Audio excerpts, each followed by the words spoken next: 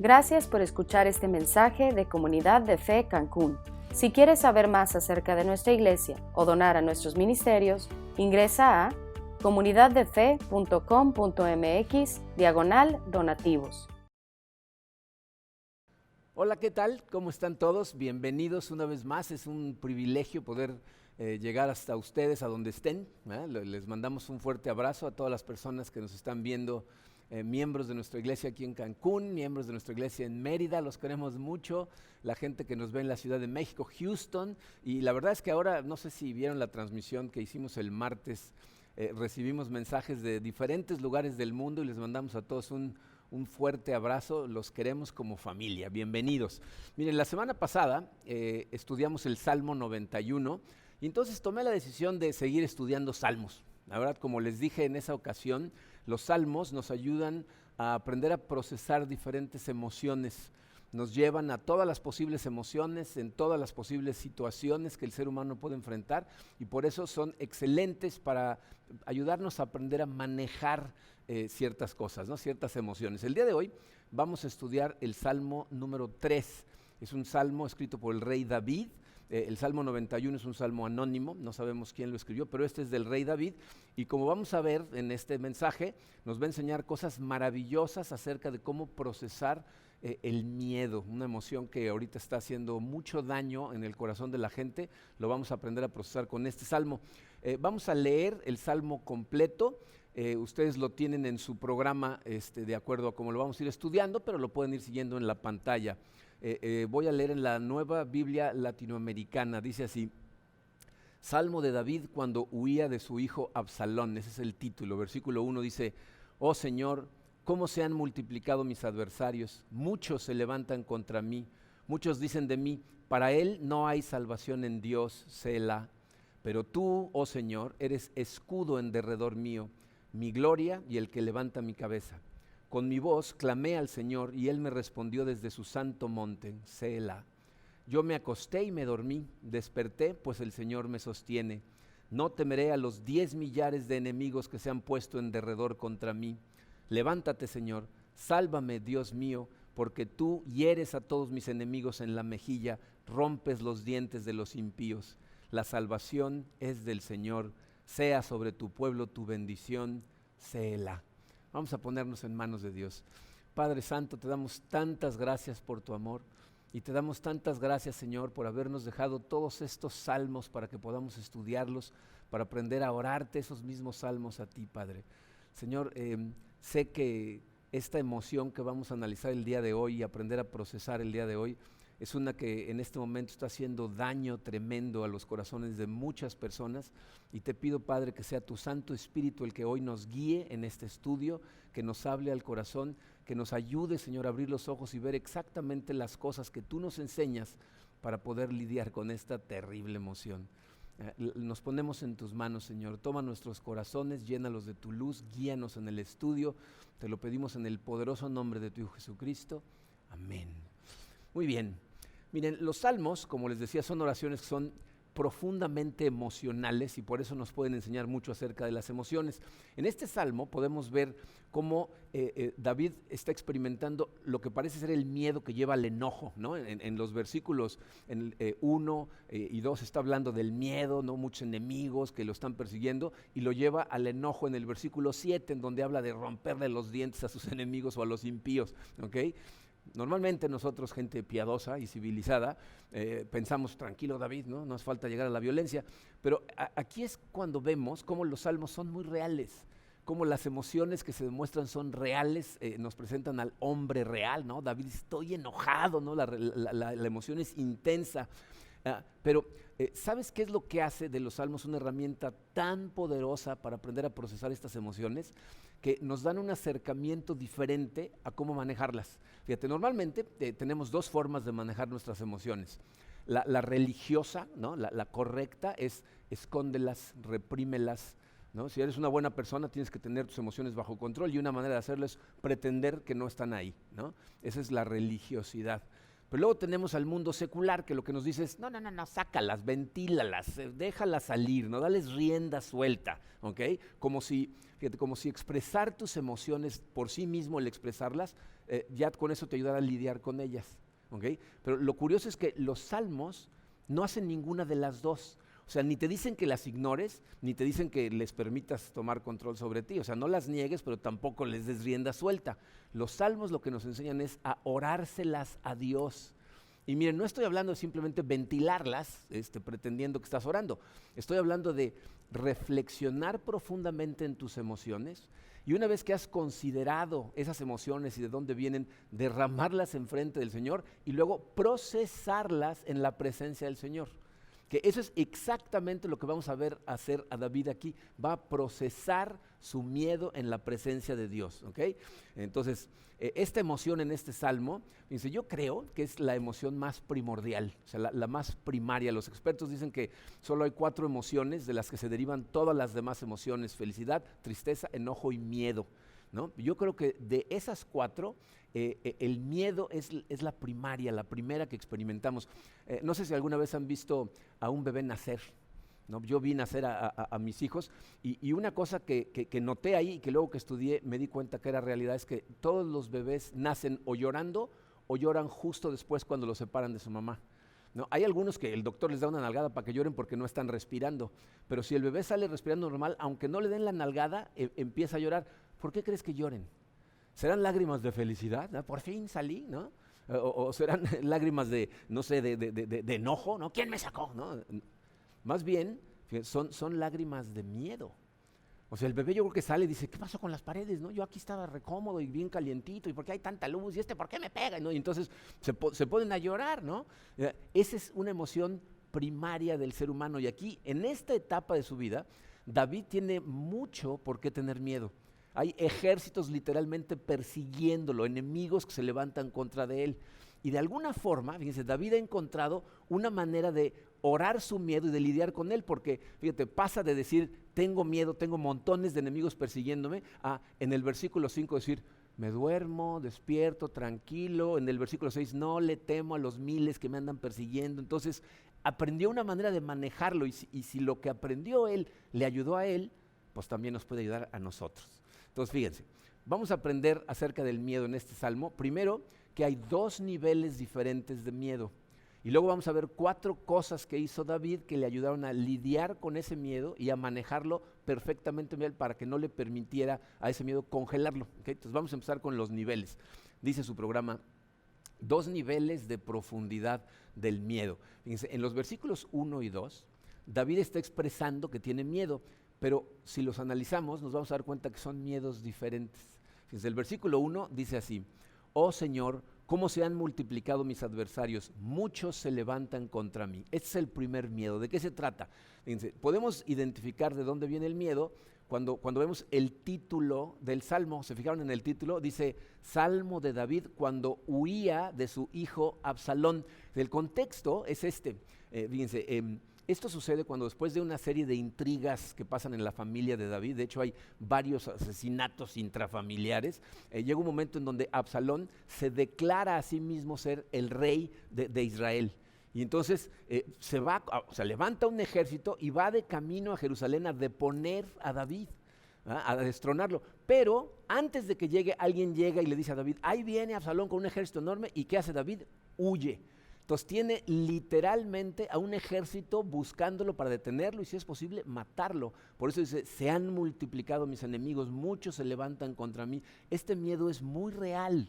Miren, muchas veces cuando tú piensas que todo el mundo te anda persiguiendo, la gente te dice, ay, eres un paranoico, ¿no? Pero hay un dicho que dice que nada más porque seas paranoico no significa que no te ande persiguiendo todo el mundo, ¿no? Y este es el caso precisamente de David. Efectivamente tiene muchos enemigos, mucha gente está opuesta a él, y ese es el primer miedo.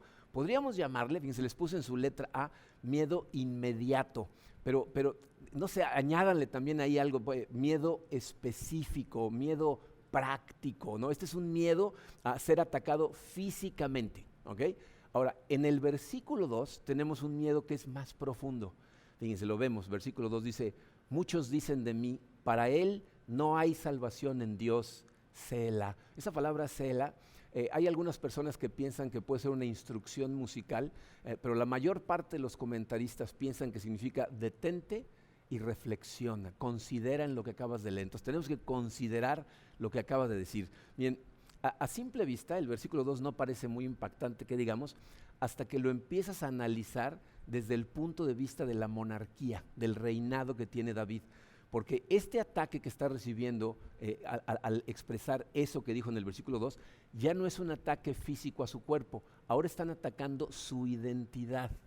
Miren, si estudiamos los capítulos 15 al 18 más o menos de la segunda carta del profeta Samuel, ahí es en donde se desarrollan todas estas cosas con su hijo Absalón. Y lo que puedes ver es que sus enemigos están implicando esto. ¿Se acuerdan del rey Saúl? El rey Saúl fue el primer rey que tuvieron los judíos. Dios no quería que tuvieran rey. Él quería que la gente lo viera a él como al rey y les puso jueces, pero se aferran, no, queremos un rey. Y entonces les da al rey que quieren, que es Saúl, pero que iba a ser un mal rey. ¿Ok? Entonces él fue el primero, David fue el segundo rey, pero Saúl pecó, hizo cosas malas, ¿no? O sea, hizo lo que Dios no quería que hiciera y entonces Dios lo abandona. ¿No? De hecho, le quita el reinado y se lo da a David. David recibe la unción para ser rey 7 años antes de reinar, pero durante esos 7 años ya Dios abandonó a Saúl, ¿ok? Y entonces lo que sus enemigos le están diciendo es, Dios te está haciendo lo mismo que le hizo a David. Piensa en todas las cosas que David había hecho hasta ese momento. Había cometido adulterio con Betsabé, ¿no? La había visto por una ventana, la había subido a su alcoba, había tenido relaciones con ella, la había dejado embarazada y para tratar de cubrir su pecado manda matar a su esposo. Su esposo es un capitán del ejército que están en guerra, ¿verdad? Y como no puede convencerlo de que vaya a dormirse con su esposa, le ordena a los generales que lo pongan en la peor parte de la batalla y sin ayuda y entonces lo matan. ¿Okay? Entonces sus enemigos lo que están diciendo es, ¿cómo puede ser nuestro rey, una persona tan terrible como David? Seguro no hay salvación de Dios para él. Esto es lo que está sucediendo en el versículo 2. El ataque ya no es físico, es un ataque más bien psicológico, un ataque espiritual, porque su identidad como el rey de Israel está siendo atacada. Entonces, a este segundo tipo de miedo le podemos llamar, les puse en su letra B, ansiedad. ¿Ok? Entonces, uno es un miedo inmediato, muy específico, el otro es ansiedad. Miren, estos dos tienen una distinción muy importante, tan importante que necesitamos verla a profundidad. Fíjense, a mediados del siglo XX, el siglo pasado, muchos filósofos, psicólogos, sociólogos estuvieron escribiendo mucho acerca de la ansiedad. De hecho, Auden, un poeta americano-británico, escribió un poema muy famoso por ahí de 1947 que se llamó La Era de la Ansiedad, en donde lo que decía él, y todo el mundo estaba de acuerdo con él, es que esta es la era de la ansiedad. Nuestra sociedad vive en la era de la ansiedad y todos los expertos están de acuerdo en que estamos experimentando más ansiedad en nuestra época que la que han experimentado a través de la historia ninguna otra generación, ¿no? Vivimos en la ansiedad. Pero miren, aunque realmente no podemos separar los dos conceptos, porque la ansiedad y el miedo, los dos terminan siendo miedo, sí hay una distinción muy importante entre miedo y ansiedad.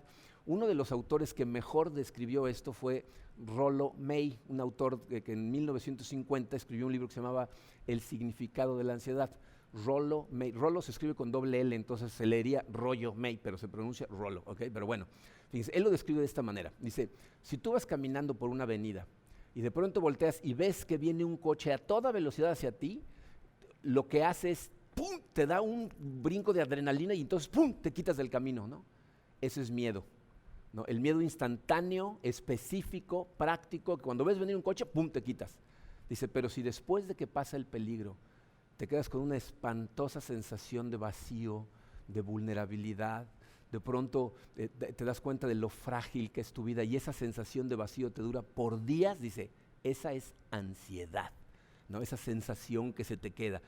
Ansiedad es lo que sentimos cuando la existencia de nuestro yo es amenazada, ¿no? Y las cosas que escribió Rollo May son muy útiles. Él dice, fíjense, el miedo es algo sano que sirve para cosas positivas. Dice, hay otro más profundo que es la ansiedad, que es muy negativa, que es poco sana y aparte es debilitante.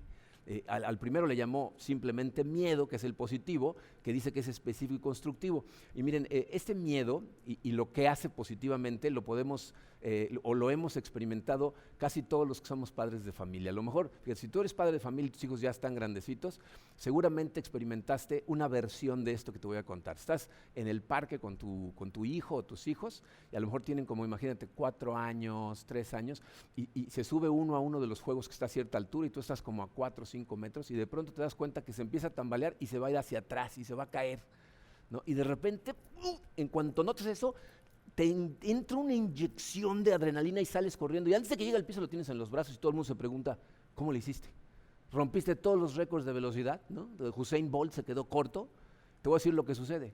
Los expertos nos dicen que tu sistema nervioso autónomo, tenemos un sistema nervioso que no controlamos nosotros, que es autónomo, se activa, y en este caso se activa por miedo. Y entonces te inyecta una increíble cantidad de energía física y claridad mental, ¿no? De pronto sabes lo que tienes que hacer, el tiempo como que se alenta y ¡bum!, sales corriendo, ¿no? Entonces la conclusión es que el miedo puede ser sano, puede ser bueno, y te voy a decir cómo funciona. Fíjense, lo que sucede es tú identificas de forma muy clarita una amenaza, pero también identificas algo bueno en tu vida a lo que amenaza, ¿no? Puede ser tu vida, puede ser tu bienestar, puede ser el de alguien que tú amas, y entonces actúas, ¿no? Entonces es muy práctico, muy específico, muy constructivo. Ahora, el otro tipo, el que Rollo May dice que es más profundo y le llama la ansiedad, lo define de otra manera. Dice, la ansiedad no es específica, es muy vaga, es muy difusa, no sabes exactamente de dónde proviene, a qué se debe, ¿no? Con el miedo está muy claro, ¿no? Ahí viene el coche, o se está cayendo el niño, pero con la ansiedad, no. Y fíjense, el miedo te empuja a hacer una actividad, a tomar una acción. La ansiedad hace lo opuesto, te congela, te debilita, ¿no? Como que, no sé, te paraliza, no te deja pensar claramente, no puedes tomar decisiones correctamente. Los investigadores a este respecto han descubierto que dice, el miedo es como una tormenta relámpago. No sé si les ha pasado, después de la boda de mi hermano Enrique, se casó en un hotel en la Riviera Maya, aquí cerca. La boda fue en la playa, y después de la boda se pusieron a tomarse fotos ahí en la playa, y Karina y yo, mi esposa y yo, vimos de pronto nubes negras en el horizonte con agua, porque las ves, ¿no? Y a la velocidad a la que venía, y ya las hemos visto muchas veces. Entonces le dijimos a todos los invitados, en 5 minutos va a estar cayendo un aguacero, y toda la gente nos dijo, sí, y nosotros subimos corriendo al hotel, y en 5 minutos, un tormentón, pero con todo, ¿no? Pero a los 10 minutos, sale el sol, todo se ve más verde, ¿no? Todo se ve brillante, como si no hubiera pasado nada. Dice, ese es el miedo. Es una tormenta que llega, pega y pasa. Dice, la ansiedad sería más bien como una llovizna helada que está sucediendo durante 3 meses, ¿no? O sea, no es algo que pasa, es algo leve, pero frío, por meses, que llega un momento en donde entristece a tu alma, y las cosas no se ven después más blancas y más verdes, se ve oscuro, se ve gris, y han descubierto que si la angustia, la ansiedad echa raíz en ti, entonces lo que causa es que tu sistema nervioso autónomo siempre está activado. Y cuando eso sucede va a empezar a afectarte físicamente, porque no fue diseñado para eso. El sistema nervioso autónomo fue diseñado para reacciones rápidas de huir o pelear, ¿no? Viene un peligro, o escoges salir corriendo o lo enfrentas, pero tomas acción, ¿ok? Entonces, cuando está todo el tiempo encendido, lo que hace es que tú todo el tiempo estés agitado, todo el tiempo estés inquieto, y entonces te empiezan a salir úlceras, tienes alta presión, ahí suceden los ataques al corazón, o sea, te está consumiendo por dentro. ¿Qué lo causa? ¿Qué causa esa ansiedad? Fíjate, Rollo May, que no es un autor cristiano, lo determinó de una manera impresionante que respalda totalmente lo que la Biblia nos dice. Dice, esta es una amenaza a tu sentido de ser, por lo tanto sucede cuando algo en lo que tú has puesto tu seguridad, ¿no? Algo que tú sentías que te daba control sobre las cosas o que te daba tu identidad, está siendo amenazado. Eso es realmente destructivo. Dice, cuando tu fuente de seguridad es atacada. ¿Saben cuál es un excelente ejemplo de esto? Piensen en los atletas profesionales. Un atleta profesional, mientras está activo en su deporte, el miedo es algo muy positivo, ¿no? Piensa, por ejemplo, en un jugador de béisbol. ¿no? Que está en el campo izquierdo, ¿no? Esperando a ver si batean, y de pronto, ¡pah!, batean la pelota y viene volando hacia él. El miedo a no cacharla, a ser la causa de que el equipo perdió, a que lo abuchee el público, ese miedo es lo que hace que corra a una velocidad increíble y cache la pelota. Entonces, el miedo es muy positivo en esa situación, pero ¿qué pasa cuando termina su carrera, se tiene que retirar, si ese jugador había puesto toda su identidad, su seguridad, su yo, su ser en el deporte del béisbol? De pronto ya no es el superatleta. Y entonces empieza a preguntarse, ¿y ahora quién soy yo? Y entonces empieza a haber ansiedad, empieza a haber inseguridad. Bueno, eso exactamente es lo que está describiendo David. No solo está recibiendo una amenaza física por parte de estos enemigos, también está recibiendo un ataque a su identidad, a su sentido de ser. Y por eso este salmo empieza como con una desesperación. Porque miren, como suele suceder a veces, muchas veces los dos miedos te atacan al mismo tiempo, como le está pasando a David. Tiene un ataque específico, vienen los ejércitos, pero aparte una ansiedad interna porque su identidad está siendo atacada. Y ese es el momento en donde tocamos fondo. Porque estás paralizado por la ansiedad y muerto de miedo, y ahí está David. Pero ¿qué hace al respecto? Fíjense, va a hacer 4 cosas que podemos ver a partir del versículo 3. Dice el título en su programa, ¿cómo salir del abismo del miedo y la ansiedad? Fíjate, el versículo 3 empieza con una palabra muy importante, la palabra pero. Cada vez que te invada una emoción negativa, miedo, culpa, enojo, ansiedad, tristeza, la que sea, acuérdate de esa palabra, pero. Porque con eso empieza David, dice, pero tú, oh Señor, eres escudo en derredor mío. ¿No? Lo primero que hace él es acordarse de lo que Dios quiere que haga. Fíjense, el número 1 abajito de ese versículo dice, lo primero que tenemos que hacer es seguir a Dios en obediencia. Seguir a Dios en obediencia. Yo sé que a lo mejor ves ese versículo y dices, ¿en dónde en ese versículo dice que sigamos a Dios en obediencia? Te lo voy a mostrar porque ahí está. Fíjense. Si se fijan bien, lo que dice, tú Señor eres escudo en derredor mío. En otras versiones dice, me rodeas cual escudo. Esta frase nos dice muy clarito lo que David se está viendo que tiene que hacer. Vamos a analizarlo. Fíjense. Hay 2 tipos de escudo que se utilizaban en esa época. ¿Okay? El primero era un escudo no muy grande, ¿no? Escudos como este tamaño, ¿no? De diferentes formas, pero que se utilizaba en el combate 1 a 1. O sea, era un escudo que era resistente, pero era fácil de mover. Entonces estaban en las batallas, seguro lo has visto en las películas, ¿no? Entonces ese evidentemente no es el escudo del que está hablando David, porque no es un escudo que te rodea, es un escudo que tú tienes que mover de acuerdo a donde venga el ataque, ¿ok? El otro tipo de escudo es un escudo bastante más grande, que es casi del tamaño de la persona. También seguro lo has visto en películas o lo has visto en ilustraciones de escudos que eran muy altos y eran semicirculares, ¿ok? Seguramente está hablando de este tipo de escudo porque es el que está describiendo con la palabra que utiliza. Pero aquí lo interesante es esto. ¿Para qué se utilizaba ese tipo de escudo? Porque esos escudos no eran para combate 1 a 1. Solamente los utilizaban los soldados cuando iban siguiendo a su general para tomar una fortaleza. O sea, solo se usaban cuando iban de camino a enfrentar un enorme peligro. Entonces, estos escudos de los que está hablando David, no es un escudo que te saca del peligro, sino que te ayuda a entrar al peligro. No, estás en dirección al peligro a propósito, porque te acercas a las fortalezas y ¿qué va a pasar? Pues desde las partes de arriba de la fortaleza, flechas, piedras, aceite hirviendo, ¿no? Te van a aventar todo tipo de cosas y entonces necesitas ese tipo de escudos para poder irte acercando. Entonces, ¿qué es lo que está diciendo David? David está diciendo, tengo miedo, pero tengo miedo y necesito de todas maneras seguirte. O sea, aunque siento miedo, tengo que seguirte, aunque sé que a veces seguirte me lleva al peligro.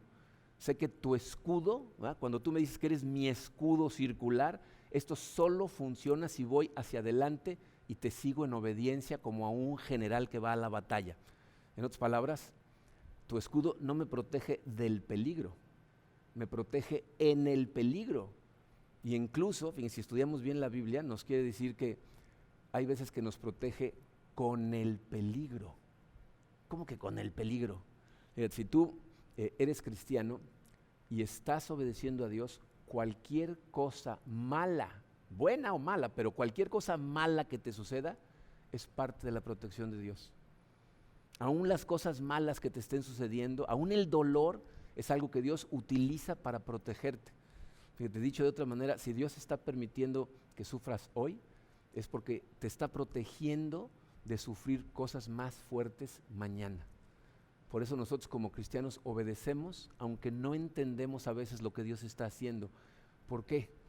Porque si desobedecemos, ese escudo ya no sirve de nada. O sea, si tú en lugar de seguir al general te volteas, sales corriendo, entonces estás totalmente al descubierto. Para nosotros, esas son las dos opciones, obedecer o desobedecer. La Biblia dice, obedece, aunque Dios te lleve a lugares que no comprendas.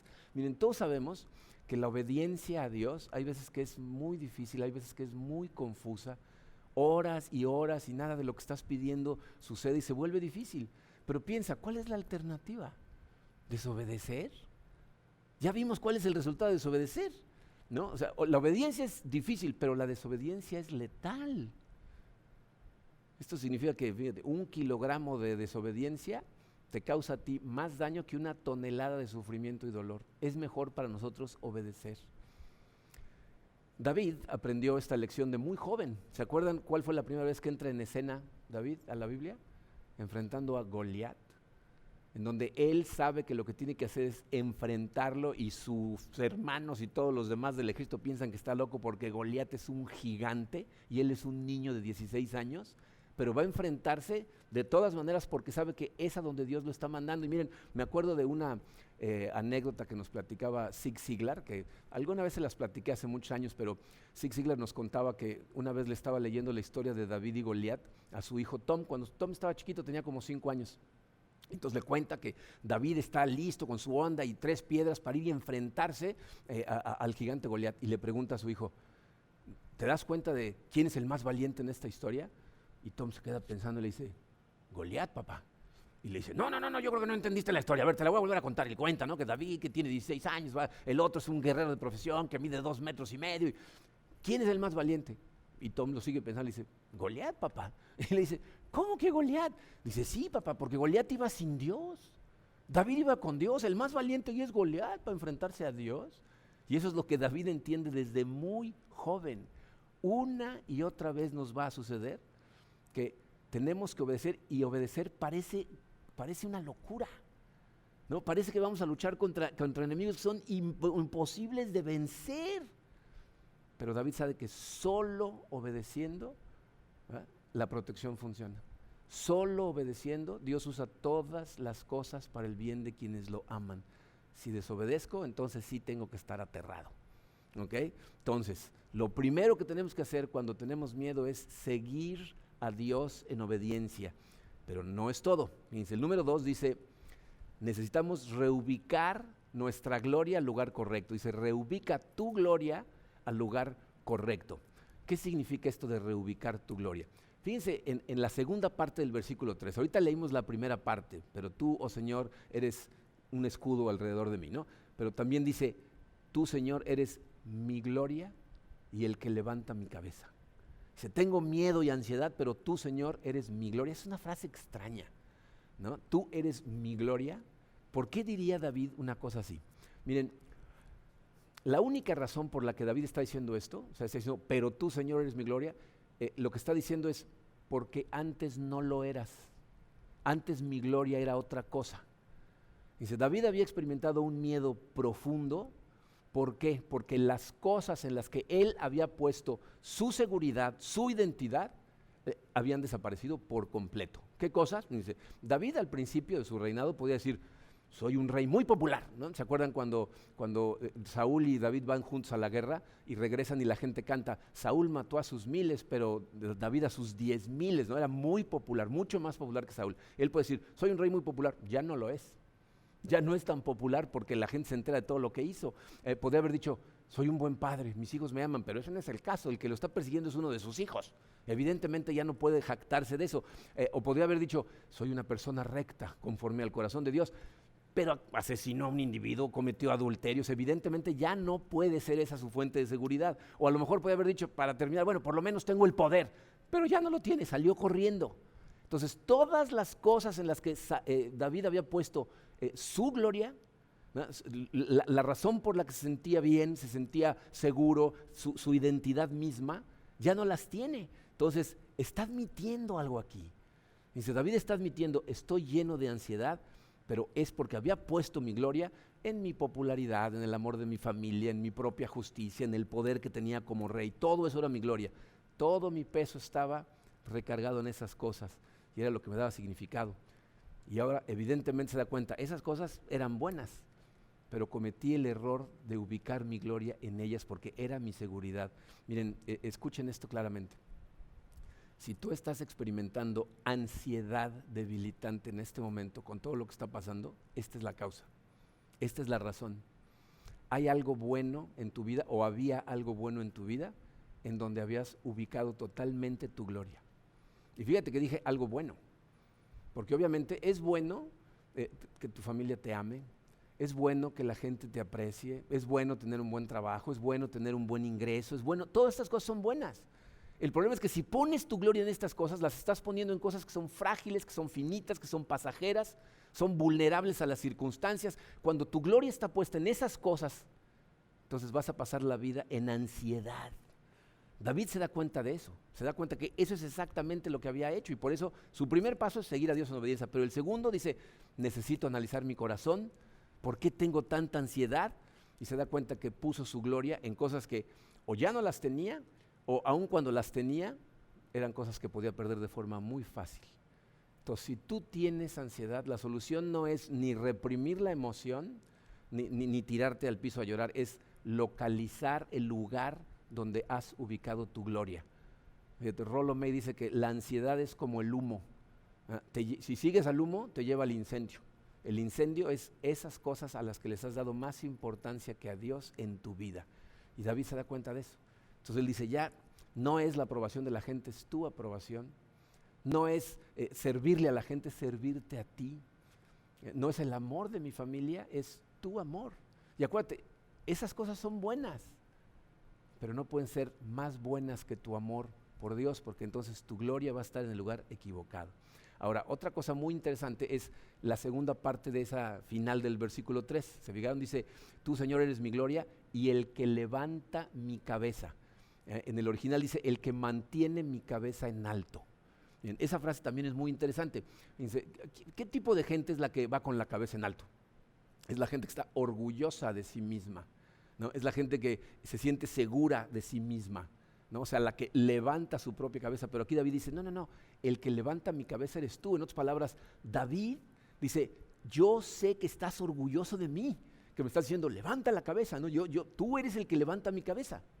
Okay, entonces, David está diciendo, aunque todas esas cosas eran maravillosas, ¿no? La popularidad, el poder, el amor de mi familia, ya no van a ser la fuente de mi identidad, porque si puedo estar seguro de que tú me apruebas, de que tú estás orgulloso de mí, entonces ya no necesito ninguna de esas cosas. En otras palabras, David recuperó su sentido de ser cuando puso su gloria en Dios. Y ahora, fíjate, eso hace que la ansiedad se disipe. Ahora tiene que lidiar con el miedo, porque la circunstancia sigue igual, todavía sigue el ejército persiguiéndolo. Sabe que va a tener que seguir obedeciendo a Dios en medio del peligro, pero ya no tiene ansiedad. Y miren, eso es muy importante para nosotros, porque en las circunstancias en las que estamos, nosotros necesitamos eliminar la ansiedad. Yo no estoy diciendo esconde la cabeza en la arena y pretende como que nada está pasando. No. De todas maneras, hay cosas que nos van a causar miedo porque ahí están, la pandemia ahí sigue, las circunstancias siguen complicadas, pero no tenemos que vivir esta pandemia con la ansiedad permanente de algo que no sabemos ni cómo atacar. Entonces podemos atacar las cosas que nos dan el miedo inmediato, pero si la ansiedad totalmente te domina, entonces te congela y no haces nada ni siquiera para enfrentar ese miedo que sí puedes enfrentar, ¿ok? Ahora, hay una tercera cosa que necesitamos para seguir enfrentando estas cosas. Dice el número 3, fija tu mente en el sustituto. Tienes que fijar tu mente en el sustituto. Fíjense, yo no sé si les sucede a ustedes esto, a mí me sucedió durante un tiempo que yo me preguntaba, ¿cómo sabe David que Dios está orgulloso de él? ¿No? O sea, David falló como rey, falló como hombre, falló como padre, falló como creyente, o sea, falló en todos los posibles campos de su vida, falló. Pero él dice, tú eres el que me levanta la cabeza, o sea, yo sé que tú estás orgulloso de mí. ¿Cómo sabe? ¿Cómo sabe esas cosas? Okay. Miren, esta es la clave de las cosas, espero que te des cuenta, que si tú supieras, estuvieras convencido de que Dios está orgulloso de ti, entonces Él se convertiría realmente en tu fuente de seguridad, tu fuente de identidad, y nada te causaría ansiedad. ¿Okay? Tu ansiedad existe porque estás poniendo tu gloria en cosas mortales. ¿Okay? David sabe que Dios está orgulloso de él. La pregunta es, ¿cómo sabe? Bien, nos da una pista en el versículo número 4. Dice el versículo 4, con mi voz clamé al Señor y Él me respondió desde su santo monte. O sea, David no solo clama al Señor, sino que tiene la seguridad de que el Señor le responde.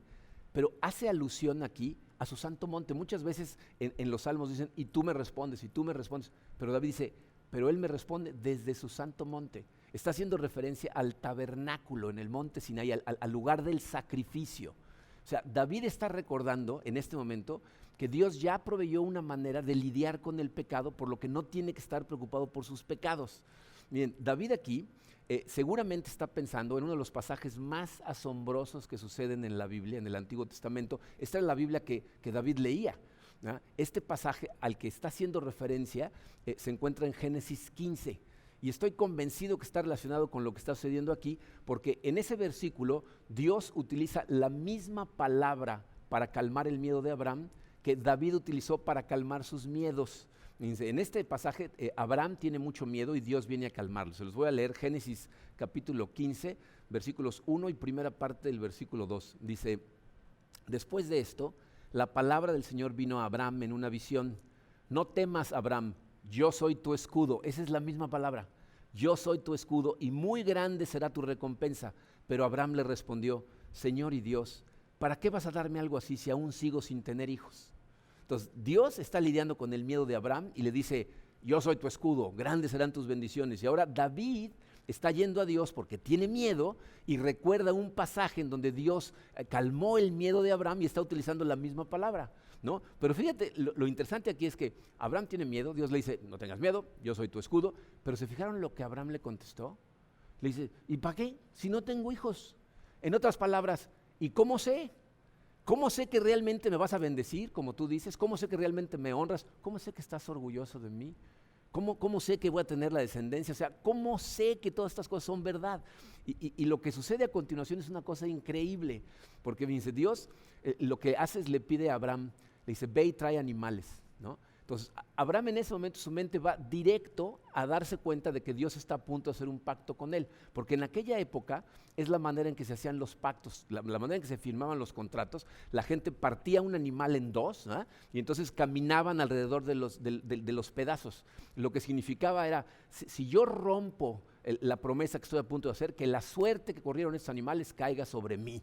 Yo creo que por eso casi no se rompían contratos en esa época. Sería mejor que en lugar de tener notarios públicos, tuviéramos carniceros, porque entonces la gente cumpliría, ¿no? Pero bueno, seguramente Abraham, cuando Dios le dice trae animales, pensó, vamos a hacer un pacto y seguro voy a tener que hacerle una promesa a Dios. O sea, yo le estoy diciendo que cómo sé que todo esto va a suceder y Él me va a hacer que le prometa algo, pero para su sorpresa, eso no es lo que sucede. O sea, Abraham llega, pone los dos animales, o sea, los varios animales, los corta a la mitad y entonces entra en un sueño. Dice la Biblia que desciende una oscuridad así que lo hace aterrorizarse, pero después cuando abre los ojos, entre los animales aparece una antorcha encendida que empieza a circular entre los pedazos de animal. Esa es una teofanía, o sea, se aparece Dios, ¿verdad? En medio de estas cosas en forma de antorcha y lo que hace es atraviesa entre los animales. En otras palabras, Dios lo que está haciendo es Él hacer el juramento, identificándose Él con los animales, y el mensaje que le manda a Abraham es, prometo honrarte, prometo quitar tu pecado, prometo darte estas bendiciones aunque yo tenga que ser sacrificado, aunque yo tenga que pagar, ¿verdad?, por el precio por tu desobediencia, te voy a bendecir. David está recordando eso. Y por eso, sabiendo que Dios hizo esa promesa, puede decir, tú sostienes mi cabeza en alto, porque tú cumples tus promesas. Ahora, David no sabe cómo le va a hacer Dios para hacer cumplir esa promesa, o sea, hacer ese sacrificio real.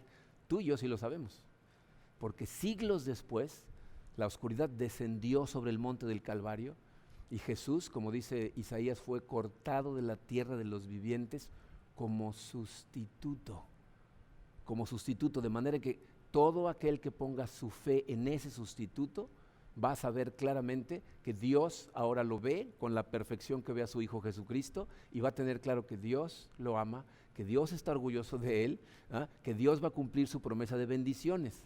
Miren, en la medida en que tú y yo entendamos esto, y que por esa razón Dios se convierte en nuestra gloria, que eso sea nuestra fuente de seguridad, nuestra fuente de identidad, vamos a ser inmunes a la ansiedad debilitante que paraliza a la gente.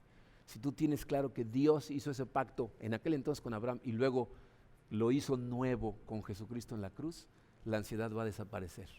Pero hay una cosa más que sucede en este capítulo, ¿okay? Aparte de seguir a Dios en obediencia, reubicar su gloria y poner la vista en el sustituto, fíjense, el número 4 dice, piensa en los demás. O sea, tú y yo necesitamos pensar en los demás.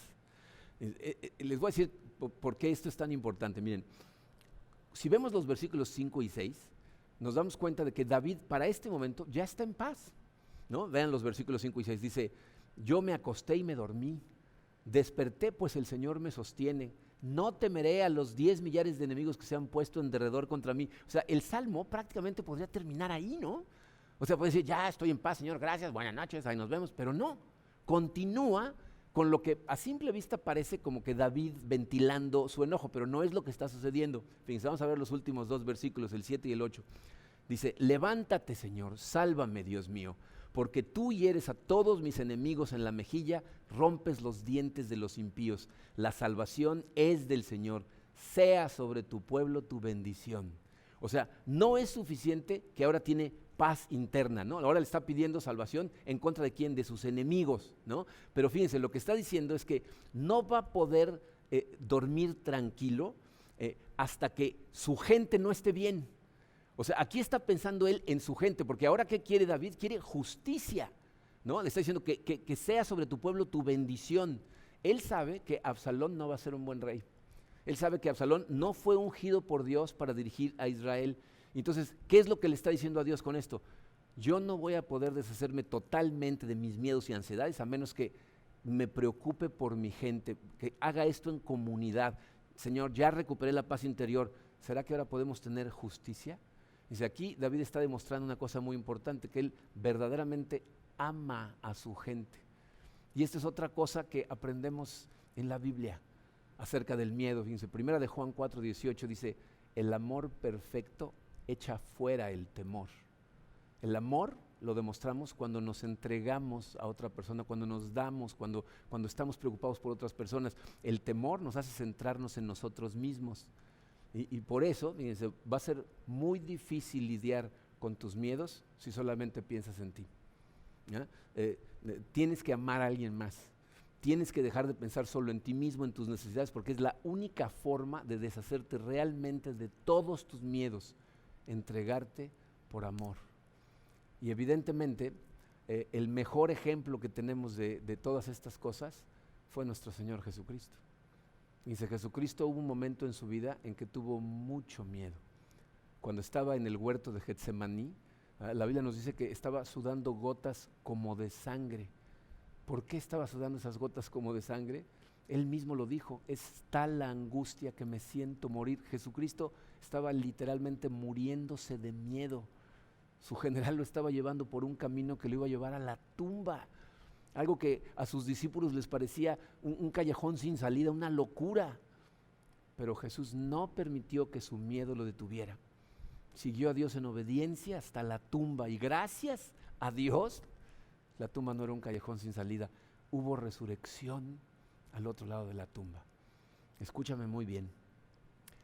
Va a haber resurrección al otro lado de cualquier evento al que Dios te lleve a vivir de su mano y que te dé miedo. Siempre va a haber resurrección del otro lado si lo que haces es seguir a Dios en obediencia, haciéndolo a Él tu gloria, manteniendo tu mente en el sustituto y pensando en los demás. Si haces esas cosas, Dios te va a sanar de tus miedos. Va a sanar tu corazón en tus miedos. Y por eso es que nosotros alabamos, honramos, le cantamos y adoramos a Jesús. Porque gracias a ese sacrificio, tú y yo ahora sabemos que Dios levanta nuestra cabeza, es nuestra gloria. Le oramos y responde. Y está ahí con nosotros a través de lo que sea que vayamos a enfrentar. Vamos en este momento a celebrar la Santa Cena. La forma en que Él nos pidió que recordáramos ese sacrificio que hizo por nosotros. Entonces, si tienen preparados sus elementos, vamos a celebrar la Santa Cena y vamos a orar. Padre Santo, te damos tantas gracias, Señor, por las cosas que aprendimos el día de hoy en este salmo. Señor, sé que montones de nosotros estamos en este momento batallando con los dos tipos de miedo. Tenemos miedo por las cosas inmediatas que estamos enfrentando y tenemos una ansiedad, Señor, porque no sabemos cómo toda esta situación que estamos viviendo va a afectar a cosas en las que seguramente tenemos puesta nuestra gloria, Padre. Porque si no tuviéramos nuestra gloria puesta en esas cosas, no estaríamos sintiendo tanta ansiedad. Padre, ayúdanos con estas cosas, porque tu palabra nos dice que todo esto viene de ti, que tú eres el que toca nuestro corazón y nos haces abrir los ojos y ver que tú ahí estás y que estás al pendiente de nosotros, que verdaderamente nos amas, que verdaderamente estás orgulloso de nosotros, que lo que estás esperando es que mantengamos nuestra mente fija en ti que nos sustituiste en la cruz, que tú seas nuestra gloria, Señor, que estemos todo el tiempo siguiéndote en obediencia y que lo hagamos en comunidad. Y eso es lo que queremos hacer, Señor.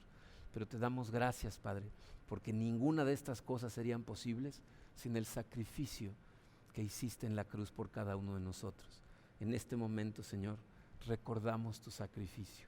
Lo recordamos con tristeza, pero también con gozo, Padre, porque sabemos que fue el plan que Dios tuvo para redimirnos a todos nosotros.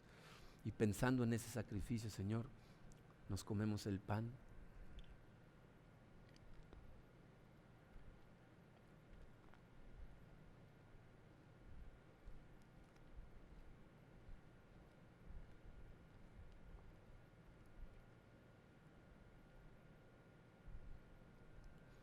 Nos tomamos el jugo.